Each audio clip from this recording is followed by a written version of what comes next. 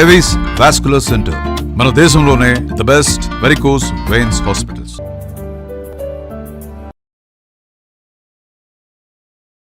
నమస్తే రమగారు. నమస్తే జయ. రమగారు, ఏమన్నా మంచి కథ ఏదైనా చిన్న సిరీస్ లాగా చెప్పుకుందామా? 2 భాగాలు చేద్దాం. ఓకే. పోయిన గడియ. అసలు ఆ కథ మొదలు పెట్టడం ఎంత బాగా మొదలు పెడతారు. ఓ దేశం కాని దేశంలో రాజుగారు ఒక ఆయన ఉన్నారు. రాజు కాని రాజు, దేశం కాని దేశం. మొత్తానికి అదొక ప్లేసు, దానికి ఒక ప్రభువు. ఈయన ఎప్పుడు పరివారంతో బాగా తిరుగుతుండడు. ఈయన కొంచెం సరదా వాడు. ఓకే. సో సరదాగా అందరితో కబుర్లు చెప్పుకుంటూ ఉండటం అవి ఇష్టం అనమాట. ఇప్పుడు దేశాలు, రాజ్యాలు, రాజులు అంటే ఏదో మంత్రాంగము, తంత్రాంగము, వాళ్ళు వచ్చేస్తున్నారు, వీళ్ళు వచ్చేస్తున్నారు, మనం వెళ్ళాలి, దూకాలి, బోల్డ్ అని ఉంటాయి. అవునవును. అంటే చిన్న చిన్న పరగణాలకి ప్రభువులుగా ఉండే వాళ్ళకి పెద్ద పెద్ద ప్రాబ్లమ్స్ ఏమి ఉండవు. అవును. హాయిగా కులాసాగా గడిచిపోతుంటుంది. వీళ్ళకి యుద్ధాలకి వాటికి వ్యవహారాలు ఏమీ ఉండదు. అలా ఒక కులాసా ప్రభువు గారు ఒకసారి ఏం చేశాడు, కొంతమంది జనాలతో కలిసి ఏదో పక్క ఊళ్ళో ఏదో జాతర లాంటివి జరుగుతుంటే చూడబోయాడు. తిరిగి వస్తూ ఒక పల్లె దాటుతున్నాడు. ఆ పల్లెలో ఒక ముసలావిడ ఒక కుర్రాన్ని తెగ తిట్టిపోస్తూ కనపడింది. వీళ్ళు కొంచెం నీడగా ఉందని చెట్ల దగ్గర ఆగారు. అక్కడ ఆవిడ తిడుతోంది కనపడింది. ఈ రాజుగారు అడిగాడు, ఎందుకవ్వా పిల్లాడిని ఎట్టా తిడుతున్నావు అని. తిట్టకేంచైనా ఆయన వెరుబాగులు వీడు పనులన్నీ ఇట్టటివి పాడు పనులు అనేసరికి వాడిని చూస్తే చూడ్డానికి బాగున్నాడు. చూడ్డానికి చక్కగా తెల్లగా ఎత్తుగా పిల్లాడు కొంచెం దృఢంగా బాగానే ఉన్నాడు. కానీ కొంచెం కళ్ళు అమాయకపు కళ్ళు పడివి. తెలివిగా లేడు వాడు. రాజుగారికి కొంచెం సరదా వచ్చింది. ఏం చేశాడు అంటే కట్టెలు కొట్టమంది అవ్వ. వాడు చెట్టెక్కి కూర్చున్నాడు. చెట్టెక్కేసాడు. కట్టెలు కొట్టేవాడు ఏం చేయాలి, ముందు గొడ్డలు పుచ్చుకెక్కాలా, ముందు చెట్టు ఎక్కుతాడు. ఓకే. గొడ్డలు ఎట్టా వస్తుంది, అలాంటి పనులు చేస్తాడు. ఇప్పుడు ఏంటంటే ఆ పని పంచుకోవాల్సిన అవ్వకి విసుగ్గా ఉంటుంది, కానీ చూసే వాళ్ళకి వినోదంగా ఉంటుంది చూడు. అవును కదా. ఆ వినోదం ఈయనకు కావాలనిపించింది. ఈయన ఏమన్నాడు, నాతో పంపించు, నా దగ్గర ఉంచుకుంటా, ఏదో ఒక పనిలో పెడతాలే, పోళ్ళు పనులు ఉన్నాయి మా దగ్గర అనేసరికలు అంతకంటే నా బాబు తీసుకుపోండదు. ఈ కుర్రాడి పేరు బాబా. బాబా అని పిలిచేవారు వాడిని. ఈ బాబాని తీసుకొచ్చారు. వీడేంటంటే ఏదైనా ఓ పని చేయమన్నాం అనుకో, చేయటానికి ఉద్యుక్తుడవుతాడు. ఫీజిబుల్లా కాదా, అది ఎలాగండి, ముందు వెళ్ళాలండి తర్వాత వెళ్ళాలా, అలాంటివి ఏం అడగడు. ఒరే ఒక ఆకుపచ్చ పువ్వు, దానికి నీలం తొడుము ఉంటుంది, వెతికి పట్టరా తోటలో అంటే వాడు పొద్దస్తమానం వెతుకుతాడు. తొడిమలు నీలంగా ఉండవు అని చెప్పడు. రోజంతా అంత అమాయకుడు. రోజంతా వెతుకుతాడు. వాడు చేస్తున్న ఆ విన్యాసాలు చూసి వీళ్ళంతా పగలబడి నవ్వుకునేవాడు. వాడు అన్నీ అలాంటివే. ఒక ఆవిడ బియ్యం జరుగుతూ కనపడుతుంది, టిక్కు టిక్కు అంటుంది. అవి ఎక్కడి నుంచి వస్తున్నాయో చెప్పంటారు. వాడు ఆవిడ దగ్గరే కూర్చుని ఉంటాడు, చేతులు చూపించమంటాడు. ఇవి చూసే వాళ్ళకి వినోదం అంతే. ఈ వినోదాన్ని ఎంజాయ్ చేస్తూ ఆ కుర్రాన్ని తిప్పేవాళ్ళు. రాజ్యంలో వాళ్ళు పరగణాల్లో లోపల ఉంచుకున్నారు కదా, దివాణంలో శుభ్రంగా అన్నం తినేవాడు 2 పూట్ల. వీళ్ళు చెప్పినవి వెర్రి పనులన్నీ చేస్తూ రాజుగారికి వినోదం కలిగించేవాడు. రాజు ఒకడే కాదు, ఇంకా ఆయన దగ్గర ఉండేటువంటి ఆయనతో క్లోజ్గా ఉండే గుంపు ఉందిగా, ఆయన్ని సరదాగా ఉంచే గుంపు, వాళ్ళందరూ కూడా వీడిని కవ్వించి మాట్లాడించి ఏదో ఒక పిచ్చి ప్రశ్న వేసి వాడి దగ్గర ఏం ఆన్సర్ వస్తుందో చూసి ఇలా కాలక్షేపం చేసేవాడు. అయితే వీడు రోజు అన్నం తినడానికి వెళ్ళేవాడు. అన్నం పెట్టేందుకు ఒక వంట చేసే ఒక పిల్ల ఉండేది. దాని పేరు జీజీ. ఓకే. వీడి వయసు కాదు, వీడికో 22 ఏళ్ళు ఉంటాయి, ఆ పిల్లకు 15-16 సంవత్సరాలు ఉంటాయి.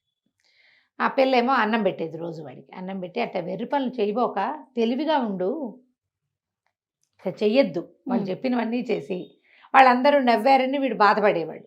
వాళ్ళు చెప్పిందేగా చేశాను అంటే, నువ్వు ఈసారి నుంచి ఎవరైనా ఏదైనా చెప్తే నాకు వచ్చి చెప్పు, అప్పుడు నేను చెప్తా దానికోసం చెయ్యాలా వద్దా అని. చెయ్యక్కర్లేదు అంటే నువ్వెందుకు చేయవో, నువ్వేం చెప్పాలో నేను చెప్తాను నీకు అంటే బాగానే ఉంది. సరే ఏమనుకున్నాడు, ప్రతిరోజు వాళ్ళు ఎవరైనా ఏదైనా చెప్పగానే అది మామూలు పనో కాదో ఈ అమ్మాయే డిస్క్రిమినేటింగ్గా వాడికి చెప్పేది.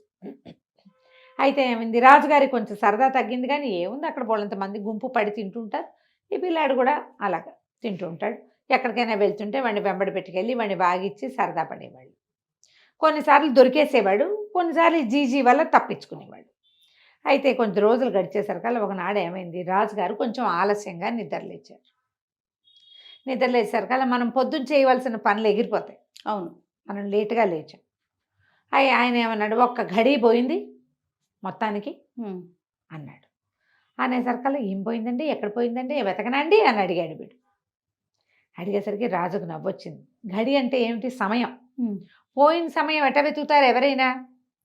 అక్కడి నుంచి ఆయన నవ్వొచ్చి, ఏరా వెతుకుతావేమిట్రా అన్నారు. అలాగేనండి, తప్పకుండా. ఎక్కడి పోయిందో నేను చూసొస్తానన్నాడు. అందరూ నవ్వారు. సరే చూడు చూడు పట్టుకురా అన్నారు. వీడు పోయి సరే అన్నం తినేసి వెళ్ళి వెతుకుతానండి అని అన్నం తినడానికి వెళ్ళాడు. సరే ఆ జీజీ దగ్గర అన్నం పెట్టించుకుని, రాజుగారిది గడిపోయిందిట, వెతకటానికి వెళ్తున్నానంటే, గడిపోవటం ఏమిటి? సమయం పోతే దాన్ని వెతకలేరెవరు, వెళ్ళొద్దని. ఎక్కడికి నువ్వు వెళ్ళబోక, కాసేపటికి ఆయనే మర్చిపోతారు అంటే వాడు ఒప్పుకోవాలి. అదేమిటి, కిందటిసారి సూది పోయింది అన్నావా నువ్వు, నేను అంతా వెతికిచ్చానా లేదు. ఆవు దూడ పోయింది అనుకున్నాం, అంతా వెతికాం, దొరికింది. పోయిన ప్రతిదీ దొరకవలసిందే. రాజుగారి గడి పోతే ఎట్లా? తీసుకురావాల్సిందే, నువ్వు నాకేం చెప్పద్దు, నేను చేయాల్సిందేనన్నాడు. ఆ అమ్మాయి ఎంత నచ్చ చెప్పినా వాడు ఒప్పుకోలు. గడి అని వెతకడానికి బయలుదేరాడు. ఎట్టా వెతుకుతారు? ఇక మొదలుపెట్టాడు. వెళ్తున్నాడు వెళ్తున్నాడు వెళ్తుంటే ఇతనికి ఒక ఆయన ఎవరు కనిపించాడు, ఒక ముసలాయన కనిపించాడు. ఆయన కూడా ఏమిటో అటు ఇటు ఇట గాబరాగా చూస్తున్నాడు. చూస్తుంటే కుర్రాడు అడిగాడు, ఇది బాబా అడిగాడు ఆయన, ఏమండి మా రాజుగారి గడిపోయింది, ఎక్కడైనా చూసారా అని అడిగాడు. అడిగితే ఆయన ఏమన్నాడు, గడిపోవటం ఏమిటి, నీ దిక్కుమాలి గడియా, అది పోతే ఎంత పోకపోతే ఎంత, గడి అనగా ఎంత, నా ప్రతిష్ట పోయింది, దానికోసం వెతుకుంటున్నాను నేను, ఎక్కడుందో తెలియదు శభాష్ అని ప్రతిష్ట కోసం వెతుకులాడుతున్న ఒక ఆయన కనిపించారు. విచిత్ర లోకమారమ్మ గారు అది. అంతేగా, ఇట్లా వెతుక్కునే వాళ్ళు లేరా? ఉంటారు ఉంటారు ఉంటారండి, ఖచ్చితంగా ఉంటారు. అదే అక్కడి నుంచి ఇంకా వెళ్ళాడు వెళ్ళాడు వెళ్ళాడు, అక్కడ ఇక్కడ ఇక్కడ అక్కడ చూశాడు. ఈ లోపల ఒక పెద్ద భారీ కాయుడు ఒక ఆయన, 6.5 అడుగులైనా ఉంటాడు, భీకరమైన కళ్ళు, ఆయన ఎర్రగా ఈత పొదల్లాగా కనుబొమ్మలు, క్రూరంగా ఉన్నాడు కానీ మనిషి. ఈయన ఈ కుర్రాడు ఆయన కూడా ఏమిటో వెతుక్కుంటూ కనపడేసరికల్లా ఈ కుర్రాడు ఆయన అడిగాడు, ఏమండి మీరు ఏదో వెతుకుతున్నారు, మీకు కానీ మా గడి కనిపించిందా, మా రాజుగారి గడియా? ఇంతకుముందు ఒక ఆయన అడిగాను, ఆయనేమో ప్రతిష్ట కనపడలేదని వెతుకుంటున్నట్ట, మీరేం వెతుకుతున్నారు, మా గడి మీకు కనపడిందంటే, నీ దిక్కుమాల గడి ఎవరికి కావాలి, నా సహనం పోయింది, నేను దానికోసం వెతుకుంటున్నాను అన్నాడు. తప్పులేదు. ఆయన అరుస్తున్నాడు, పోయింది ఏమిటి ఆయనకి, సహనం, దానికోసమే అరుస్తున్నాడు. కేకలు పెట్టి అరిచాడు, అరిచి వీడిని తోసేసాడు. వీడు కంగారు, భయం వేసింది. సరే అది కూడా కాదనుకున్నాడు. ఇంకా పోయాడు. ఒక రాజుగారి లాంటి ఒక ఆయన కనిపించాడు. ఆయన జీజు అనే ఒక రాజ్యానికి రాజు. ఆయన కూడా ఒక అడవిలో పడి ఏదో వెతుకుంటాడు. ఈ కుర్రాడు అడిగాడు, ఏమండి గడి కనపడిందా మీకు ఎక్కడైనా, మీరంతా వెతుకుతున్నట్టున్నారు కదా, వెతుకుతుంటే ఎక్కడో చోట ఏవో ఒకటి కనపడతాయి, మనం ఓ వస్తువు కోసం వెతికితే ఇంకోవి కనపడతాయి కదా, గడి కనపడిందా మీకు అంటే, గడి సంగతి ఏమిటి నాయన, 15 ఏళ్ళైంది నా కూతురు తప్పిపోయింది, పిల్ల కోసం వెతుకుంటున్నాను, రోజు వెతుకుతూనే ఉన్నాను, నా పిల్ల నాకు దొరకలేదు అని చెప్పేసరికల్లా సరే ఈ కుర్రాడు గడియా, ఇంకేముంది ఆయన ఏదో వెతుకుంటాడు. ఈ 3 కేసులు చూసి వీడు అలా వెళ్ళి వెళ్ళి వెళ్ళి వెళ్ళి వెళ్ళి వెళ్ళి ఒక పడవ ఏదో వెళ్తుంటే ఆ పడవ ఎక్కాడు. ఎక్కడా దొరకల. వెళ్తుంటే వాళ్ళు ఏం చేశారు, తీసిపోయి ఆ పడవని ముందుకు ఎక్కడికో తీసుకెళ్ళి ఒక పెద్ద ఓడలోకి ప్రవేశపెట్టారు. చిన్న పడవలో వెళ్తున్నారు జనాలు, ఒక 10 మంది వాళ్ళతో పాటు వెళ్ళాడు.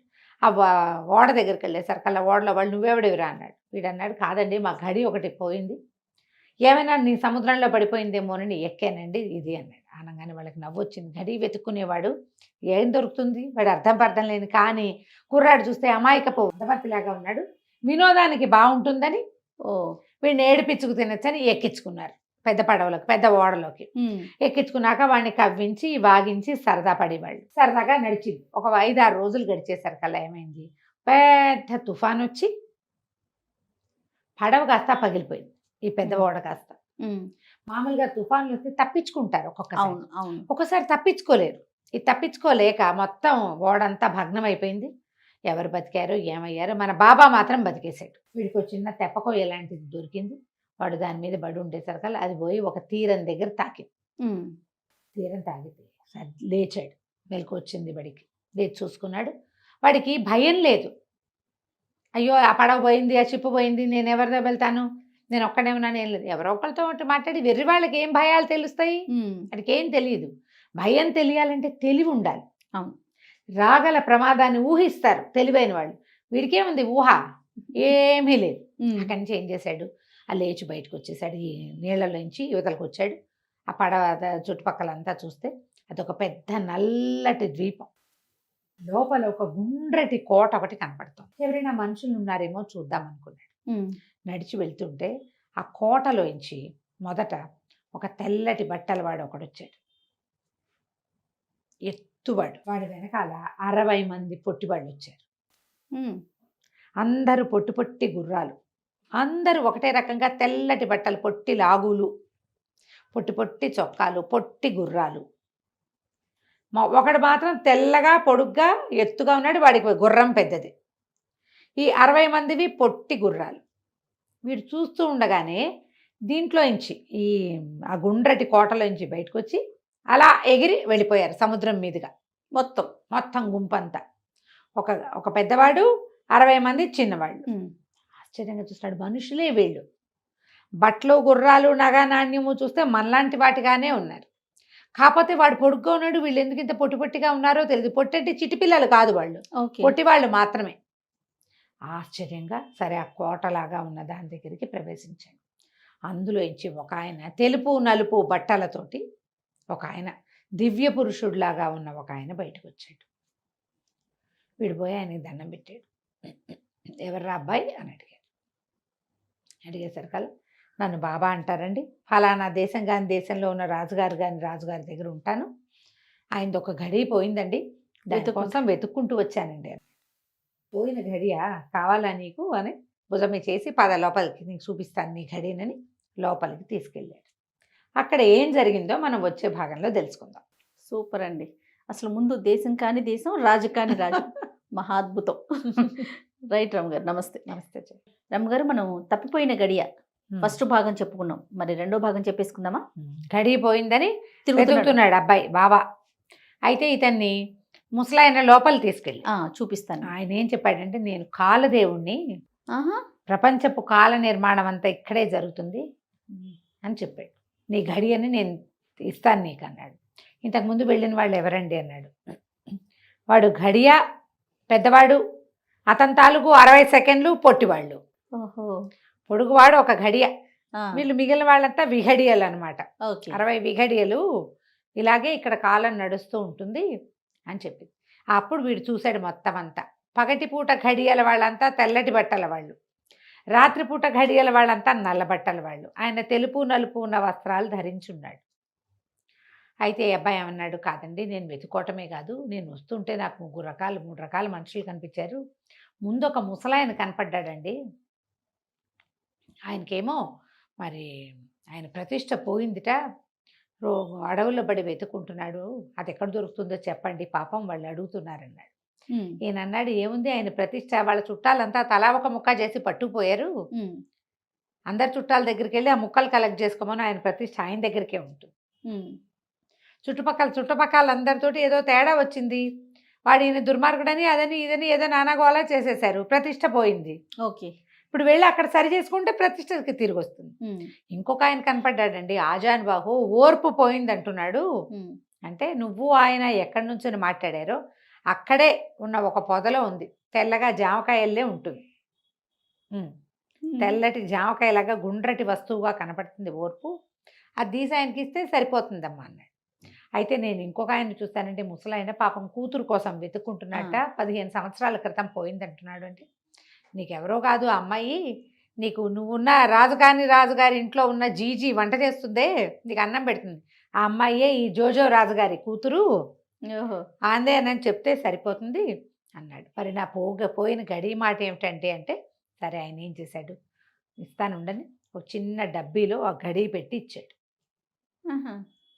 చిన్నగా మెరిసే డబ్బా, ఇదే మీ రాజుగారు పోగొట్టుకున్నటువంటి గడియ, కానీ ఈ గడియని ఎప్పుడు పడితే అప్పుడు వాడద్దు, అత్యవసరమైనప్పుడు వాడదు కానీ అని చెప్పి ఈ కుర్రాన్ని సరిచేసి అని తనకున్న జనాలకు చెప్పాడు. వాళ్ళంతా తీసుకెళ్ళి ఆ మొత్తం బిల్డింగ్ అంతా వాడికి చూపించి, ఆ లోపల ఉన్న పెద్ద కోట అంతా, రాత్రి పగలు అన్ని ఘడియలని అందరినీ చూపించి, వీడు మందమాలిన తనం ఒకటి ఉంది కదా వీడి దగ్గర, మందమతి, అవును, అది కొంచెం సరిచేశాడు. తెలివిగా అయ్యాడు వాడు. పోనీ సరే అక్కడి నుంచి ఈ సందడంతా ముగిసేసరికి మధ్యాహ్నపు ఘడియల వాళ్ళు బయలుదేరుతున్నారు.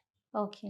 ఆ మధ్యాహ్నపు ఘడియలు విఘడియలు బయలుదేరుతుంటే వాళ్ళ చేతికిచ్చి పంపించేశాడు. వీడి బంగారు ఈ డబ్బీ ఇచ్చాడుగా, మెరిసే బంగారపు డబ్బీ అవి గడియ పెట్టుకుని దాంతో పాటు వెళ్ళి వాళ్ళందరితో పాటు వెళ్ళిపోయాడు. వాళ్ళు ఏం చేశారు, ఇతన్ని ఎక్కడైతే ఆజానుబాహుతో మాట్లాడాడో అక్కడ దిగబడిచారు. ఓకే. దిగబడిచేసరికల్లా మొత్తం అంతా కిందంతా వెతికితే ఓ పొదలో గుండ్రంగా ఇంత జామకాయ వెళ్ళి మెరుస్తూ ఉన్న ఓర్పు దొరికింది. ఆ ఓర్పును తీసి జేబులో పెట్టుకున్నాడు. అక్కడంతా వెతికాడు. ఆజానుబాహు వంటి మనిషి మాత్రం కనబడలే. ఓర్పు పోగొట్టుకున్నాడా, ఇక వాడికి ఎప్పటికీ అది దొరకదని అర్థం ఈ కథలో.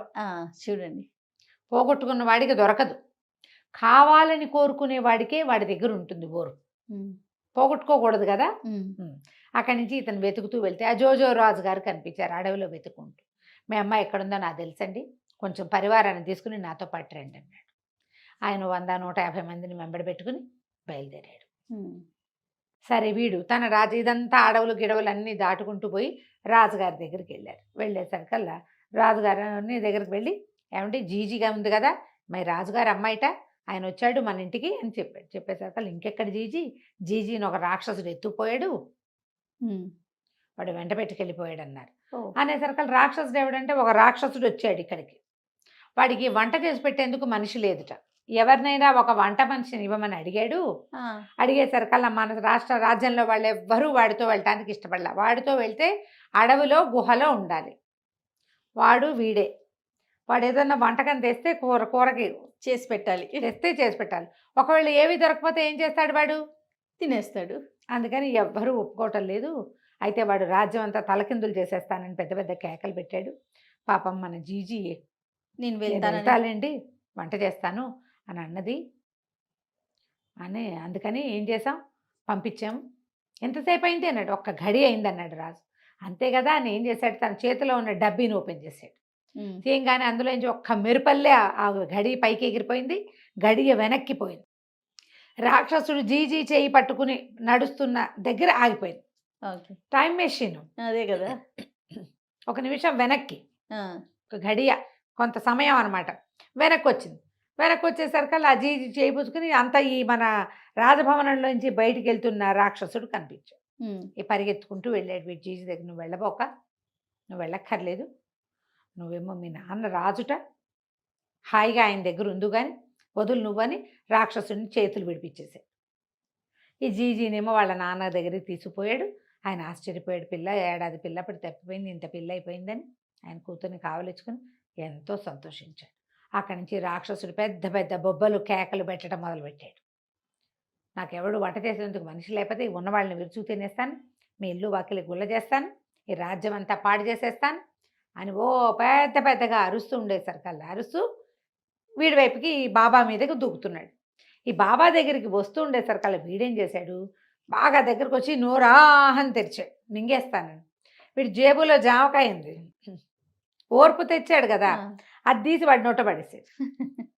పడేయంగానే ఒక్క నిమిషంలో అది లోపలికి వెళ్ళేసరికల్లా అంత పెద్ద కూరలు, చిర్ర జుట్టు, మిడిగుడ్లు, పెద్ద గదల్లాగా ఉన్న చేతులతో ఉన్న రాక్షసుడు సాత్వికంగా మొహం పెట్టి, పోనీలేండి నా వంట నేనే చేసుకుంటాను అని బాగుంది. అనగానే అందరు ఆశ్చర్యం, ఏమిటి ఇట్లా ఎలా మారిపోయాడు, ఏం చేసావురా అంటే, ఓర్పు దొరికిందండి, దాన్ని వీడి నోట పడేశాను అంతే అన్నాడు. అనగానే రాక్షసుడు మెతగ్గా ఉండి వెళ్ళొస్తాను అని వెళ్ళిపోయాడు. రాజుగారు ఆశ్చర్యపోయారు, ఏమిటి వీడికి తెలివి ఎలా వచ్చింది, వాడికి సమయానుకూలంగా ప్రవర్తించడం వాడికి రానే రాదు. ఏదైనా వెతుకుంటే దాని విషయాలు కూడా కనుక్కోడు, వాడు సింగన్ అద్దంకి వెళ్ళినట్టు వెళ్ళిపోతాడు.